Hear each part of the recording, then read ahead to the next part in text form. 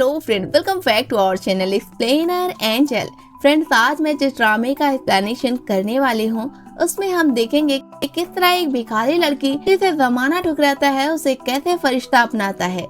फिर वो लड़की आम से खास बनने तक का सफर कैसे तय करती है। जानने के लिए आपको वीडियो लास्ट तक देखना पड़ेगा। कहानी बहुत शानदार होने वाली है, इसलिए आप वीडियो को लास्ट तक जरूर देखें। चलते हैं एक्सप्लेनेशन की तरफ। तब तक आप चैनल को सब्सक्राइब कर बेल आइकन को प्रेस कर लें, जिससे कि आपको ऐसी शानदार कहानियां टाइम से मिलती रहें। कहानी शुरू होते ही हमें कुछ ऐसे डेमन और इमॉर्टल के बीच का युद्ध बताया जाता है, जिसमें डेमन के हेड को इमॉर्टल ने मार दिया था। कहानी में कुछ ऐसा बताया गया है कि देवताओं की दुनिया खत्म होने के बाद फरिश्तों और शैतानों के बीच लड़ाई कभी नहीं रुकी। इसी लड़ाई में दोनों ही छत पर आ गिरते हैं, तभी सूजी आती है जो रोते हुए अपने अल्टीमेट मेथड से नीलू को मार देती है। इस तरह दोनों ही एक साथ मारे जाते हैं, लेकिन नीलू के मरने के बाद भी उसकी ताकत मरी नहीं थी। उसके तलवार में अब भी उसकी ताकत रह गई थी। इसीलिए फ्यूचर का ख्याल रखते हुए उसकी तलवार को एक पहाड़ में सील कर दिया गया। अब हमें 14 साल के बाद का सीन दिखाया जाता है, जहां हम इस कहानी के लीड कैरेक्टर चोंगजी को देखते हैं, जो कि ऑक्यूपेशन से एक भिखारी होती है। तभी हम उसे डंपलिंग लेकर भागते हुए देखते हैं, जिसके पीछे कुछ बंदे भी होते हैं और इसीलिए उसकी काफी धुलाई भी करते हैं इस जुर्म में कि उसने डंपलिंग को चोरी किया था। और ऐसे इंसानों के लिए ये सजा तो फिक्स ही थी, इसीलिए उसे रोप में बांधकर हैंग कर दिया जाता है।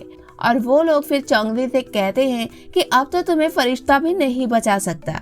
ये सुनकर कहीं ना कहीं चोंगजी के मन में ये ख्याल आता है। वो कहती है, वैसे तो फरिश्ते हैं नहीं, और अगर हैं तो उसे आज बचा लेंगे। अब काफी देर लटकने की वजह से वो रस्सी के साथ खुद भी टूटकर गिरने लगती है।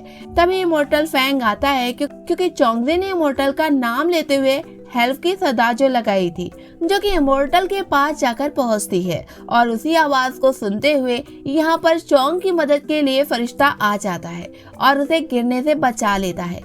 गोद में लेते हुए एक सेफ जगह पर जाकर रख देता है। अब फैंग जब पलटता है तभी चोंगजी को होश आता है।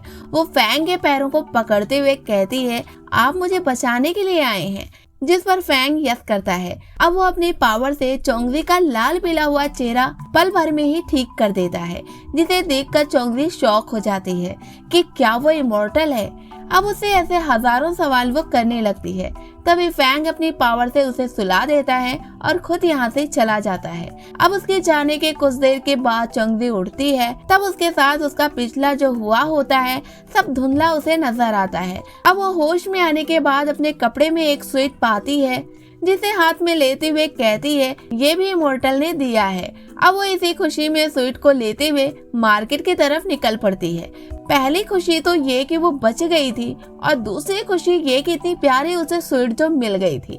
हाथ में लिए वो टहल रही होती है, तभी दूसरे बेकर का ग्रुप आता है, जिसमें सारे के सारे लड़के होते हैं। वो हमेशा से चोंगजी को काफी परेशान करते हैं, और आज भी उन्होंने कुछ ऐसा ही किया।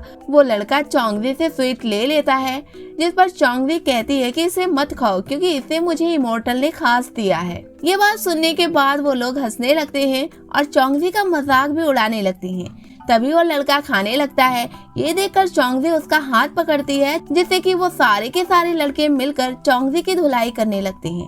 तभी चोंगजी से ऐसी पावर निकलती है कि एक तरह से तूफान आ जाता है, और इसी वजह से सारे के सारे उड़ने लगते हैं। अब ये देखकर वो सभी इसे मॉन्स्टर कहने लगते हैं। वो लड़का जुइंग, जो कि ग्रुप का हेड होता है, वो सबसे कहता है कि चोंगजी को मार डालो। तभी वो लोग चोंगजी की तरफ बढ़ते हैं। उससे पहले ही यहाँ पर सेकेंड इमॉर्टल आ जाता है। ये अपनी पावर से सबको रोब में बांध लेता है, फिर इशारों से ही सबको उड़ाकर पटक देता है। ये देखकर सारे ही लड़के डर जाते हैं और यहाँ से भाग निकलते हैं। ये इमॉर्टल फैंग की ही टीम का इमॉर्टल होता है। अब वो चोंगजी का हाथ पकड़ते हुए उठाता है, फिर अपनी पावर से उसे ठीक कर देता है। चोंगजी एक बार फिर चौंक जाती है, जिस पर वो पूछ ही लेती है कि आप भी इमॉर्टल ही हैं क्या। ये सुनने के बाद वो हाँ कहते हैं। अब इन लोगों में काफी बात होती है। चोंगजी बता देती है कि ये लोग तो हमें हमेशा से ही बुली करते हैं, और मैं तो तंग आ गई हूँ। अब ये सुनकर इमॉर्टल उसके हाथ में एक ऐसी पावर देता है और कहता है कि अब उसे कोई भी बुली नहीं करेगा। चोंगजी काफी हैप्पी होती है इस पावर से, और वो कहती है, अगर वो कभी इमोर्टल बनना चाहे तो क्या बन सकती है। जिस पर इमोर्टल कहता है हाँ, उसके लिए एक ट्रेनिंग करनी होगी और आजकल ये ऑफर चल रहा है, बहुत सारे लोग आ रहे हैं, तुम्हें भी आना है तो आ सकती हो।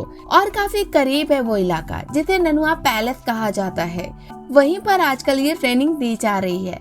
लेकिन इसमें वही लोग सक्सेस होते हैं जो कि फेयरलेस होते हैं। जिस पर चंगजी एग्री करती है ये कहते हुए कि उसे किसी से भी डर नहीं लगता, जिस बात से वो काफी खुश होता है और यहाँ से जाते हुए उसे एक स्वीट देख कर जाता है, जिसे देखकर चंगजी उसकी खुशबू को लेते हुए अपने फ्रेंड के पास जाती है और उसे भी खिलाती है, साथ में खुद भी खाती है और बताती है कि वो तो आज दो इमोर्टल से मुलाकात कर चुकी है। जिस पर उसकी फ्रेंड को यकीन नहीं होता, लेकिन बहुत कहने के बाद वो मान जाती है। फिर इन लोग हंसते खेलते घूम रहे होते हैं, तभी वो भिखारी का ग्रुप फिर से आ जाता है और पत्थर से चंगजी और उसकी फ्रेंड पर अटैक करता है। लेकिन इतना करने पर भी उन लोगों को सुकून नहीं मिलता, इसलिए वो लोग स्टिक से इन लोगों पर वार करते हैं।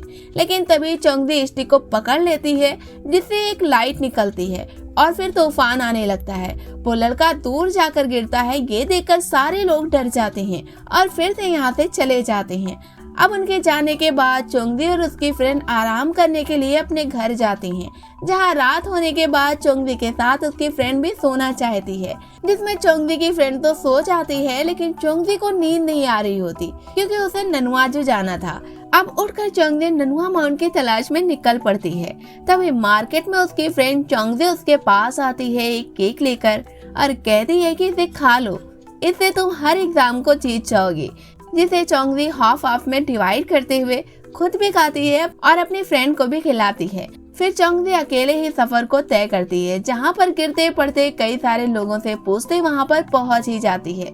लेकिन हर जगह चंगजी को कोई भी रिस्पेक्ट नहीं मिल रही होती, जैसे कि भिखारी बनना उसके लिए एक गुनाह बन चुका था। हालांकि वो किसी से कुछ मांग नहीं रही होती, फिर भी लोग उसे गिरी हुई नजर से देख रहे होते हैं। वहाँ पहुँचने के बाद चंगजी देखती है कि वहाँ पर तो काफी बड़े बड़े लोग आए हैं, कोई राजा का बेटा है तो कोई कुछ है, सब हाई फाई लोग हैं और इसीलिए बड़ी मुश्किलों से चंगजी वहाँ पर अभी तक ठहरी हुई है। दूसरी तरफ फरिश्ते जन्नत में बैठे बैठे सीसीटीवी के जरिए दुनिया का मजा ले रहे होते हैं। अब वो लोग कुछ ऐसा अपने पावर से करते हैं जिससे कि उनके स्टूडेंट को वहाँ तक पहुँचने का रास्ता मिल सके।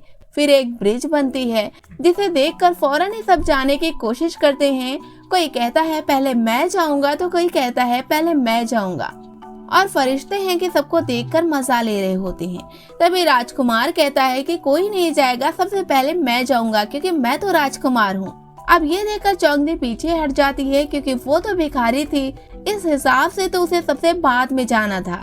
ये बात फरिश्तों को काफी बुरी लगती है। राजकुमार के बढ़ते कदम ब्रिज पर ज्यादा देर उन्हें रुकने नहीं देते। वो डर की वजह से दोबारा जमीन पर आ खड़े होते हैं। उनके हटते ही दो लोग बड़ी तेजी से ब्रिज पर जाते हैं, तभी वो ब्रिज उन सबको गिराने लगती है। अब ये देखकर सभी डरने लगते हैं। अब तो कोई ब्रिज के ऊपर जाना ही नहीं चाहता था और इसीलिए सब किनारे पर आकर खड़े हो जाते हैं। तभी राजकुमारी चंगजी को दूर रहने के लिए कहती है क्योंकि भिखारी होने की वजह से उसमें स्मेल जो आ रही थी। इस तरह प्रिंसेस का भी घमंड उन्हें बर्बाद करने वाला था। अब इन लोग फिर से हिम्मत करके सब एक साथ ब्रिज को पार करते हैं। सारे फरिश्ते इन लोगों की हरकतों को देख रहे होते हैं कि किसमें कितना घमंड है और किसमें क्या है।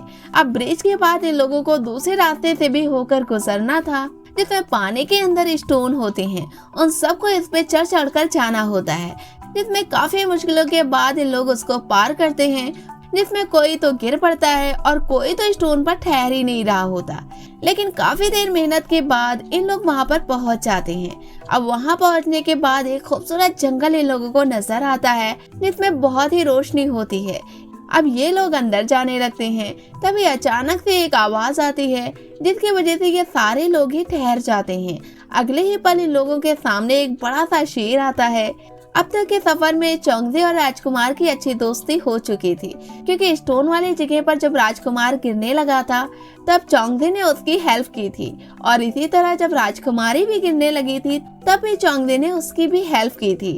अब चंगजी और राजकुमार दोनों ही एक दूसरे को देखते हैं और फैसला लेते हैं कि वो इस शेर को भगा देंगे।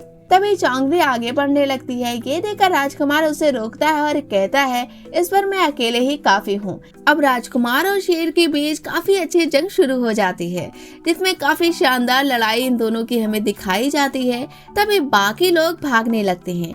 ये देखकर शेर उन लोगों की तरफ पलटता है। तभी एक लड़की गिर जाती है। अब शेर उस पर अटैक करने जा ही रहा होता है, तभी चौंगदी उस शेर पर एक स्टिक मार देती है, जिस वजह से वो शेर चौंगदी की तरफ पलट जाता है। ये देखकर चौंगदी उसकी तरफ बड़ी ही पावर से देखती है। तभी चौंगदी के अंदर से काला सा धुआं निकलने लगता है और रेड कलर का सर्कल बन जाता है, जिससे कि शेर की हालत खराब हो जाती है। और इस तरह काफी देर मुठभेड़ के बाद यहाँ से शेर चला जाता है। ये सब फरिश्ते देख रहे होते हैं। वो चौंगदी की पावर को देखकर डर जाते हैं, आपस में बात करने लगते हैं कि तभी इस एपिसोड का एंड हो जाता है। अब अगले पार्ट में हमें पता चलेगा कि इसके आगे क्या होता है, जो कि इसी चैनल पर आपको जल्द ही मिलेगा। इसलिए आप चैनल को सब्सक्राइब करके रखें, बेल आइकन को भी प्रेस करके रखें, जिससे कि वीडियो अपलोड होते ही सबसे पहले आपके पास पहुंचे। फ्रेंड्स, ये कहानी आपको कैसी लगी हमें कमेंट बॉक्स में बताएं। वीडियो को लाइक करें, शेयर करें। मिलते हैं हम आपसे नेक्स्ट वीडियो में, तब तक के लिए टेक केयर।